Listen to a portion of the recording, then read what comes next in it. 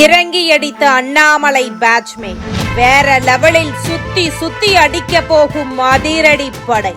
சமீப காலமாக போதைப் பொருளின் கடத்தல் விவகாரம் மக்களை பெரிதும் அதிர்ச்சிக்கு உள்ளாக்கியுள்ளது. ஏனென்றால் கடந்த சில நாட்களுக்கு முன்பு வெளிநாட்டிற்கு கடத்தப்பட இருந்த 75 கோடி ரூபாய் மதிப்பிலான சூடோபெட்ரின் என்ற வேதிப்பொருளை டெல்லி போலீசார் பறிமுதல் செய்தனர். இந்த வேதிப்பொருள் மூலம் பல லட்சம் கோடி மதிப்பிலான போதைப் பொருட்கள் தயாரிக்கப்படுவதாகவும் அதிகாரிகள் தெரிவித்தனர். மேலும் இந்த வேதிப்பொருள் கடத்தலில் ஈடுபடுபவர்களுக்கும் தமிழகத்தைச் சேர்ந்த 3 பேருக்கும் தொடர்பு இருப்பதாக செய்திகள் வெளியான. அது மட்டுமின்றி இந்த போதைப் பொருள் கடத்தல் கும்பலின் தலைவனாக தமிழகத்தைச் சேர்ந்த சினிமா தயாரிப்பாளரும் திமுக நிர்வாகியுமான ஜாஃபர் சாதிக் இருந்திருக்கிறார் என்பதையும் அதிகாரிகள் கண்டறிந்துள்ளனர்.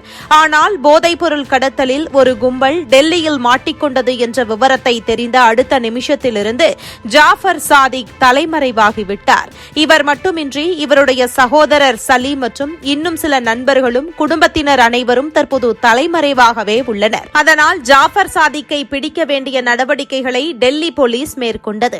அதனைத் தொடர்ந்து போலீசார் மேற்கொண்ட விசாரணையில் இந்த கும்பலே கடந்த 3 ஆண்டுகளில் 2000 கோடி ரூபாய் மதிப்பிலான வேதிப்பொருட்களை கடத்தியதும் தெரியவந்திருக்கிறது. ஏனென்றால் சர்வதேச அளவில் மெத்தம்பெட்டமைன் என்ற போதைப் பொருளுக்கு மிகப்பெரிய அளவிலான டிமாண்ட் இருப்பதாகவும் இவற்றை சூடோபெட்ரின் என்ற வேதிப்பொருளை பயன்படுத்தித்தான் தயாரிக்கிறார்கள். அதனால் இந்த வேதிப்பொருளின் தேவையானது சர்வதேச சந்தையில் அதிகமாக இருந்ததையும் பயன்படுத்திக் கொண்டு ஆஸ்திரேலியா மற்றும் நியூசிலாந்து போன்ற நாடுகளுக்கு கிலோ கணக்கில் 1.50 கோடி ரூபாய்க்கு இந்த வேதிப்பொருளை விற்றுள்ளனர். அதே சமயத்தில் இந்த வேதிப்பொருள் நம் நாட்டின் மருந்து தயாரிப்பிற்கு சட்டப்பூர்வமாக பயன்படுத்தப்பட்டு வருகிறது. ஆனால் இதனை பலர் கடத்தி போதைப்பொருள் தயாரிப்பதற்கு பல நாடுகளுக்கு ஏற்றுமதி செய்து வந்துள்ளனர். இதனை அந்தந்த நாடுகளின் போதைப்பொருள் தடுப்பு பிரிவினர் இந்திய நாட்டின் போலீசாருக்கு தகவலாக கொடுத்துள்ளனர். மேலும் இந்த வேதிப்பொருள் டெல்லியிலிருந்து கடத்தப்படுவதாகவும் அமெரிக்காவின் போதை தடுப்பு பிரிவு இந்தியாவை எச்சரித்திருக்கிறது. இதனைத் தொடர்ந்தே டெல்லியில் மத்திய போதைப்பொருள் தடுப்பு பிரிவு அதிகாரிகள் அதிரடி சோதனையில் ஈடுபட்டு இந்த கும்பலைச் சேர்ந்த 3 பேரை கைது செய்திருப்பதாக கூறப்படுகிறது. இவ்வளவு பெரிய நெட்வொர்க்கின் தலைவர் தமிழகத்தில் சுதந்திரமாக திரிந்திருக்கிறார் என்பதை நினைக்கும் பொழுது வேதனையாக உள்ளதாக அரசியல் விமர்சகர்கள் கருத்து தெரிவிக்கின்றனர்.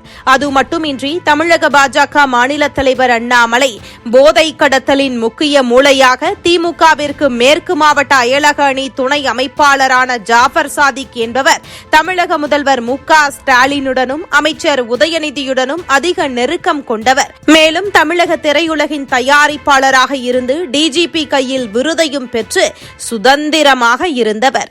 அதனால் இவர்கள் போதைப்பொருள் கடத்தல் மூலம் கிடைத்த பணத்தை வைத்துத்தான் தயாரிப்பு நிறுவனத்தை நடத்தி வந்திருக்கிறார்களா என்ற சந்தேகம் எழுந்திருக்கிறது.